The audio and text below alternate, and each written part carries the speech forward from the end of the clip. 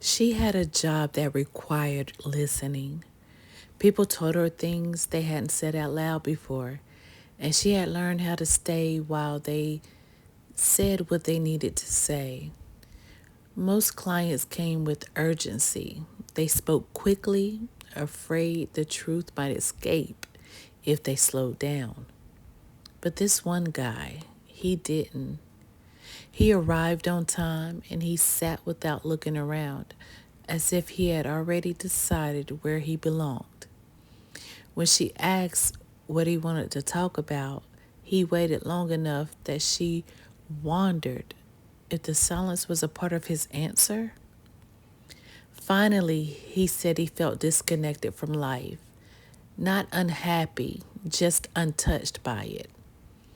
She asked questions. He answered carefully, always leaving space at the end of his sentences, as though something might follow if she invited it. They met again the next week, then again. His questions stayed vague. Her attention became specific. She began to notice small things: how he leaned forward when he spoke, how he remembered details she didn't realize she'd shared, how the conversation felt less like sessions and more like exchanges. Nothing inappropriate happened, nothing obvious. And yet something shifted. She started preparing for their meetings differently, not in appearance, but in thought. She imagined what he might say, what she might ask. The tension lived entirely in what wasn't named. The moment everything changed came quietly.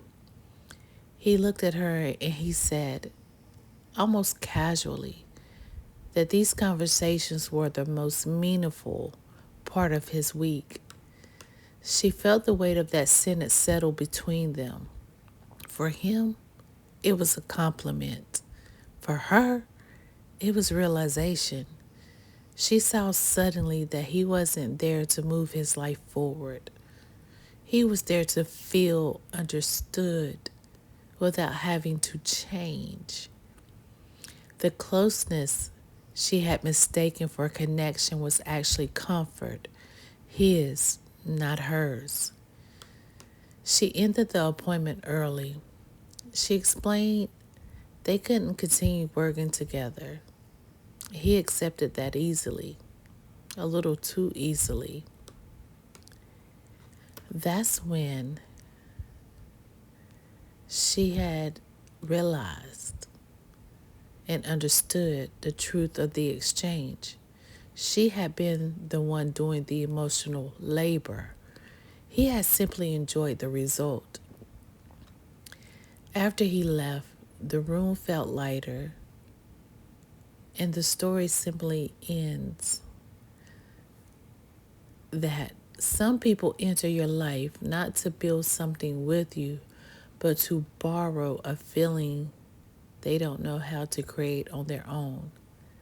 And the lesson is being needed is not the same as being chosen. Attention is not intention. And clarity, when it arrives, should be honored, even if and when it's asked to let go. So, this story is a story about a person and a client, and the lines got crossed.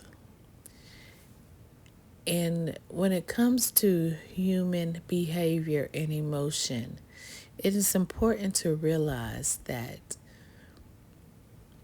this is an equal exchange, and sometimes the lines do get crossed. And I have seen that a lot on social media. Even when I talk to other people who are in a certain profession and they find comfort in telling me about these situations and about the exchanges that they have. Because sometimes, even though we are in a position that we have clients, we are all looking for something.